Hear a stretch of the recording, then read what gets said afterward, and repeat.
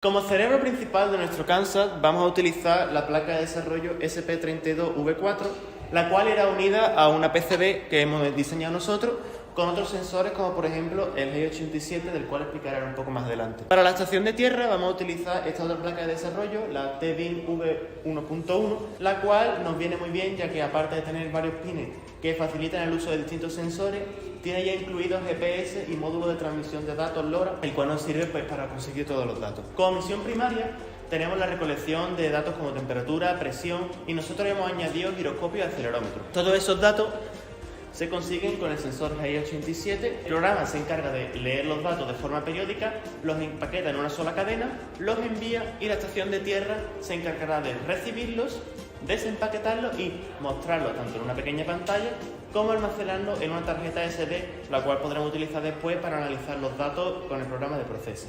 Para representar todos los datos que recibimos del CANSAT hemos decidido usar Processing, un lenguaje de programación basado en Java con el cual podemos representar en 3D todos los datos para que se puedan visualizar de una manera sencilla y cómoda. El programa va a estar constituido por dos gráficas, la cual la primera va a tener la posición en X, en Y y Z y va, dependiendo de la angulación que reciban de los datos, pues tendrá una posición u otra el icono en cada punto de la gráfica. Y después tenemos la segunda gráfica que constaría de la temperatura y la presión. Entrando más a fondo en el programa, primero lo que hacemos es sacar de los archivos todos los datos. Para ello usamos una función, como podéis ver ahí, y metemos todos los datos en lista para después usarlos. Primero usamos la función Sera para hacer un espacio 3D en el cual representar todos los datos. Y lo que hacemos para representarlo es mover el eje de coordenadas poniendo y poner el punto en el 0, 0 en el eje. Esto es mucho más fácil que ir calculando posiciones y puntos, etc. También lo que hacemos es normalizar todos los datos que sean de 0 a 100 para que sea mucho más fácil representarlo y si un punto no concuerda mucho, pues no resalta tanto y no perjudica todo el resto del programa. Como segunda misión secundaria hemos optado por la localización del CANSAT sin utilización de ningún tipo de módulo GPS, a partir de la potencia de la señal de radio. Bien, ¿qué significa todo esto? Pues veréis, con la experiencia de ediciones pasadas y habiendo contactado con asociaciones de modelismo y con los propios fabricantes del chip GPS, aprendimos que los chips GPS convencionales, los más extendidos, tienden a fallar cuando son sometidos a una aceleración muy fuerte. Aceleraciones como por ejemplo la del propio cohete de nuestro CANSAT cuando es lanzado. Entonces, aunque arriba se desconecte y tenga un cierto periodo de tiempo para intentar volver a reconectarse, a veces no se reconecta, tienen errores, por lo tanto hacía que esos chips no fueran una opción viable a la hora de localizar nuestros dispositivos. Entonces tuvimos que idear una nueva manera de poder encontrarlo. Tras hacer ciertas investigaciones nos decidimos por la trilateración por potencia de la señal de radio. ¿Qué quiere decir eso? Pues bien, las señales de radio que recibe la estación de tierra, con todo el paquete de temperatura, presión, aceleración, etc., las recibimos con cierta intensidad. Intensidad que, entre otros factores, viene determinada por la distancia entre el CANSAT y la estación de tierra. Entonces, sabiendo esa potencia con la estación de tierra, la altura, gracias a cálculos con la presión y otros ciertos parámetros utilizando fórmulas de trigonometría, etc., podemos obtener la distancia entre nuestro CANSAT y la estación de tierra.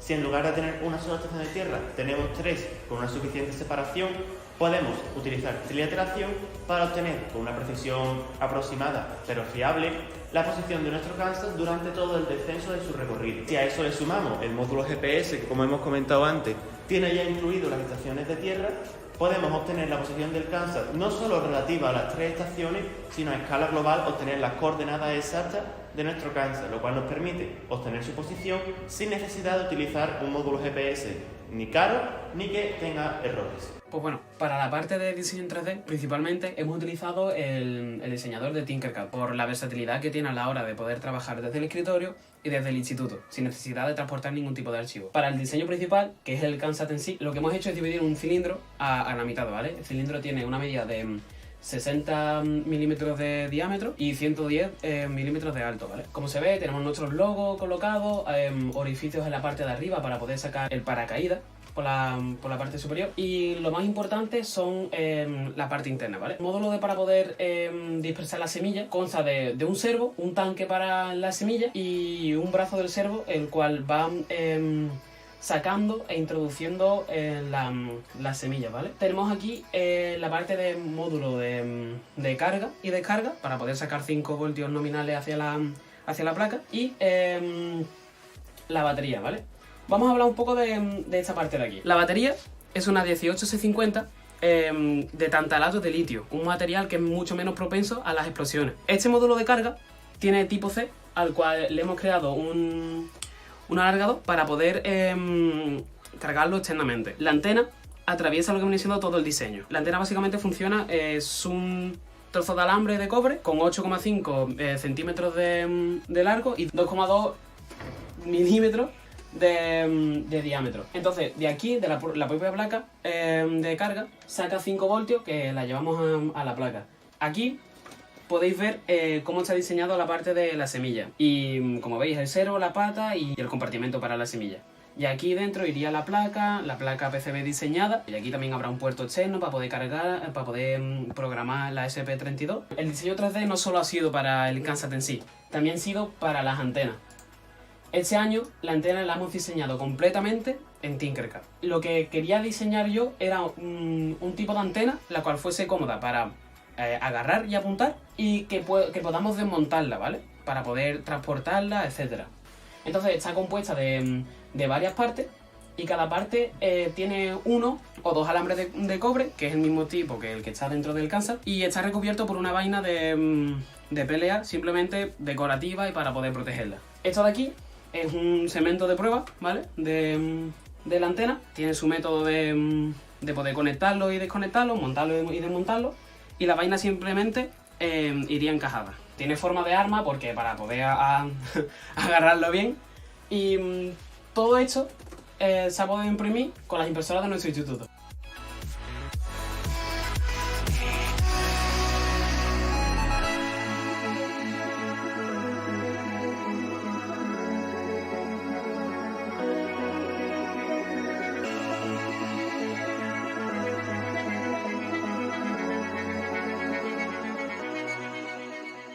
En cuanto al paracaídas, hemos optado por una forma hexagonal, lo cual nos permite que a menor superficie consigamos arrastrar mayor peso.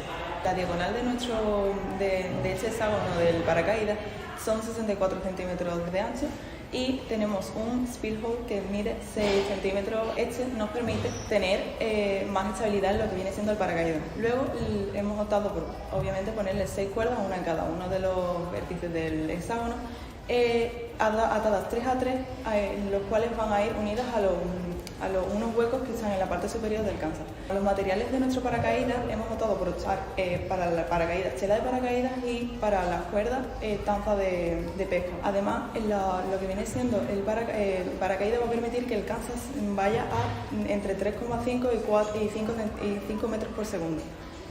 Entonces, en la velocidad la hemos metido en cierta fórmula, la cual, igualando estas dos fórmulas, obtenemos la superficie de lo que viene siendo el paracaídas y la superficie del speedhole. Bueno, yo soy el encargado de las redes sociales del proyecto Exact. Bien, hemos utilizado principalmente Instagram y Twitter, aunque a Twitter lo hemos dejado un poco más apartado porque nos hemos centrado sobre todo en Instagram. En Instagram hemos subido fotos del proceso de construcción de la antena, fotos de nosotros trabajando, historias, vídeos. Hemos subido vídeos, por ejemplo, del día que probamos el paracaídas, tenemos vídeos graciosos, tenemos vídeos de cómo sale bien. Tenemos todo el proceso de creación del CANSAT y todo este tiempo que llevamos trabajando reflejado en nuestras redes sociales para que la gente pueda ver que somos cercanos al mundo y que estamos ahí trabajando y esforzándonos día tras día.